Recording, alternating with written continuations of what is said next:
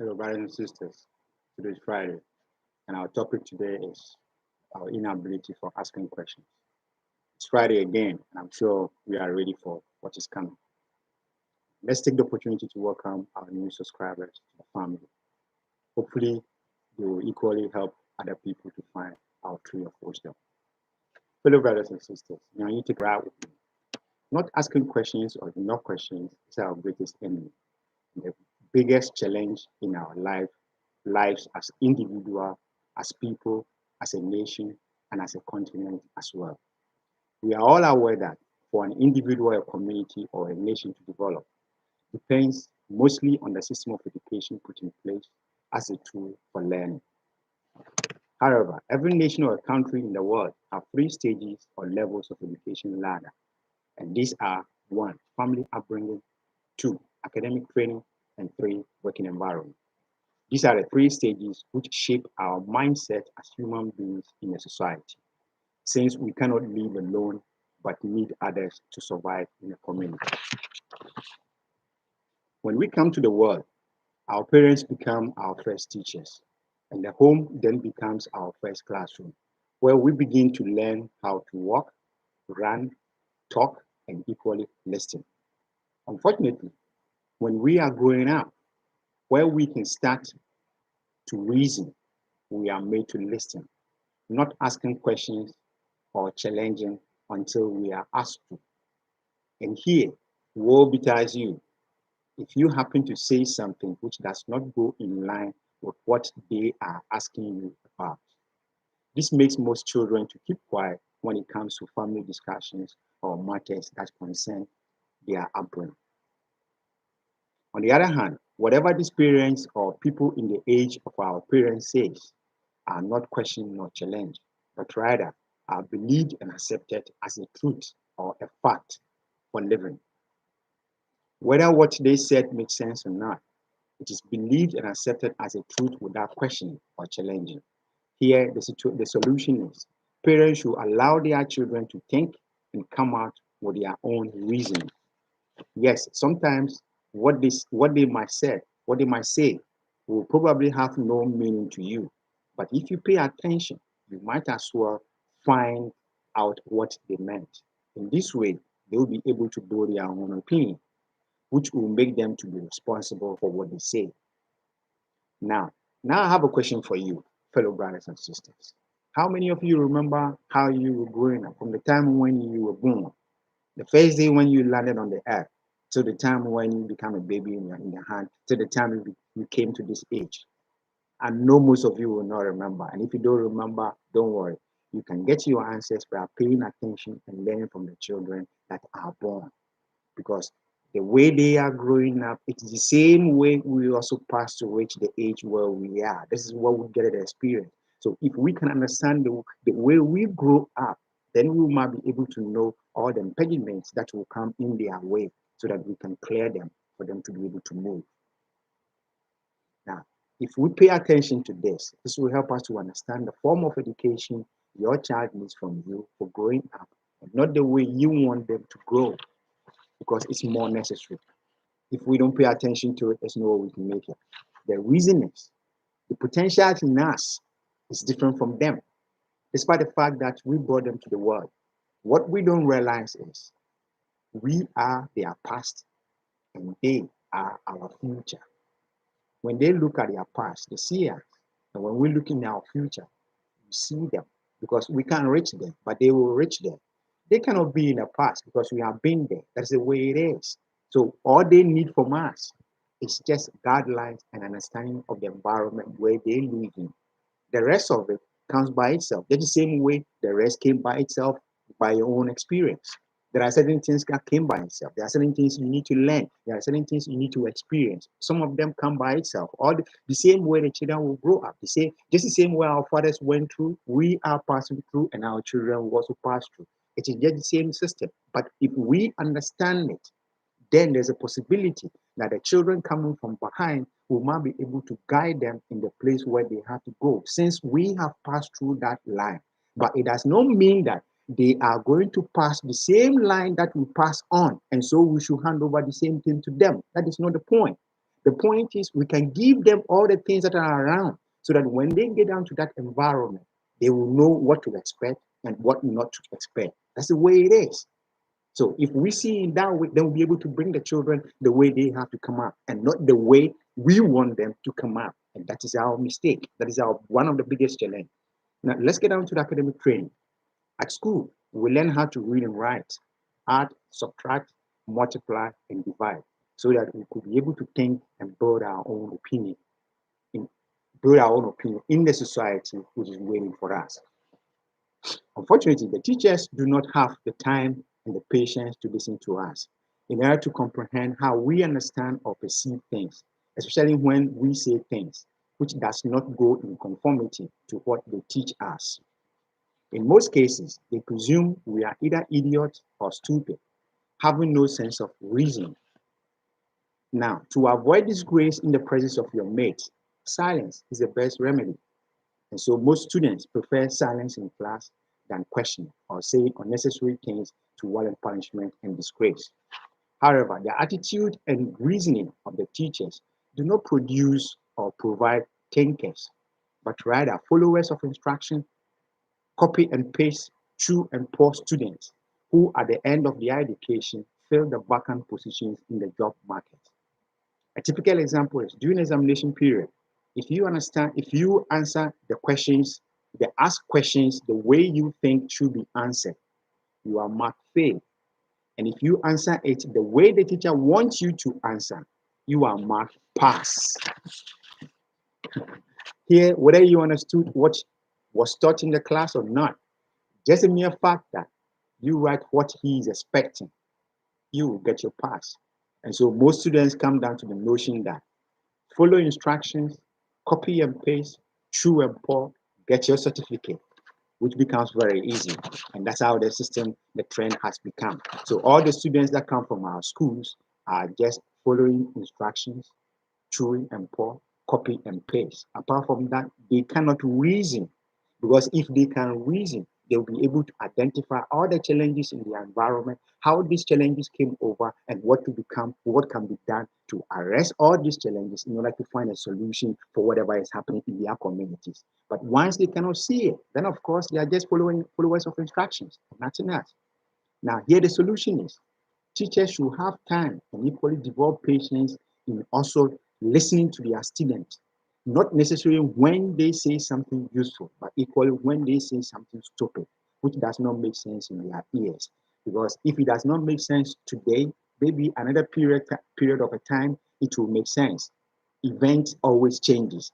An event for today does not come up the same when it comes up to the next time, does not have the same solution. So if the solution is not happening for now, it could be possible that it will be happening for the next time. So we have to observe and see the differences.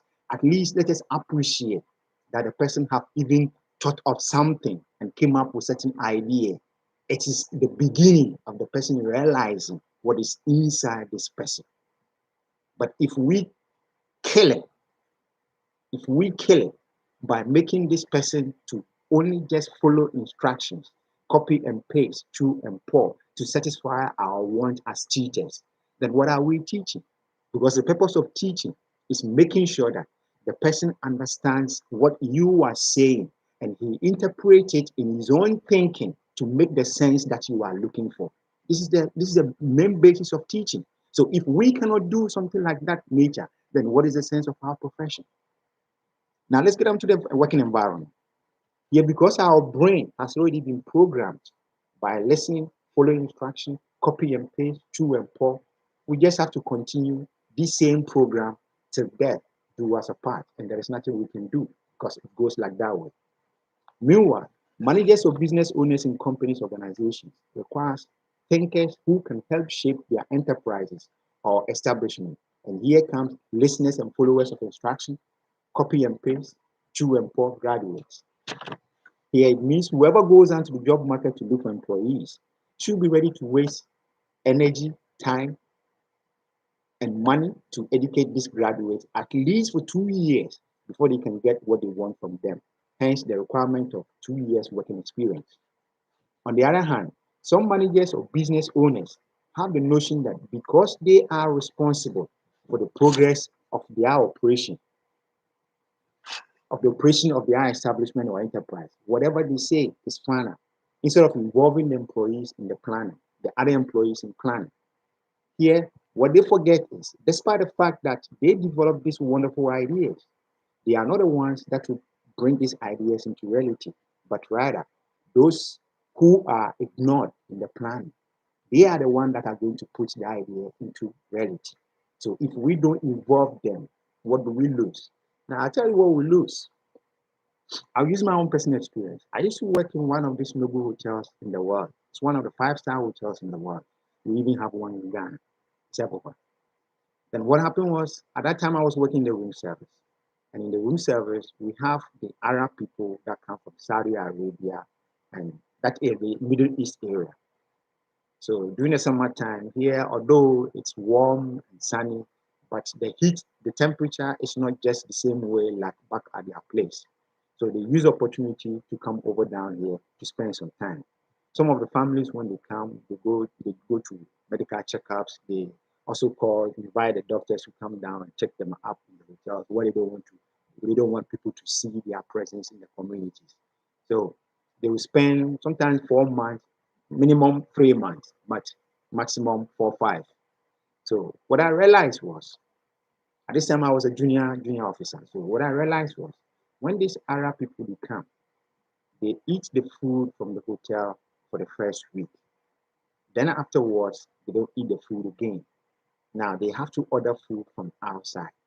So whatever comes from outside, we don't have no cut in it. But at the end of the day, we spend money. Where does the hotel spend money? The hotel spend money by providing tables, by providing cutleries, providing glasses, and at the end of the day, we clearing the whole thing and cleaning them again. It's all expenses. And the hotel was making no money. The hotel never thought about it. But I look at it and I said, no, if we are bringing them food from outside, and if our kitchen will not be able to provide such food, then why don't we bring, a chief cook from their place there, who is also in one of our hotels back at that place, so that he can come and cook what they need in order for us to have the money in the hotel. I had this idea. I went out to my boss, my immediate boss. He listened to it. He said, okay, Daniel, I've heard you. We see what to do. 6 months, nothing was done. The year went, another year came. I went down to the F&B manager. I spoke to him. He also said, Daniel, I've heard you. We'll see what to do. Nothing happened. I went down to the kitchen chef. I spoke to him. He also said, Daniel, we'll see to what to do. Nothing happened. Now, after 2 years, there comes a young man as a hotel director, and he introduced himself as Mr. So and so. I will hold on to the name, Mr. So and so. I'm the new hotel director who just arrived. So if you have any discussion or anything, or if there's anything on your heart that you want to talk about, please come down to my office and let us discuss it. I said, okay. But before I will come over, I have one stupid idea. And excuse me to say it's a stupid idea, but if you see it, it will make sense. Probably we could talk about it. Then he said, okay, now tell me your stupid idea.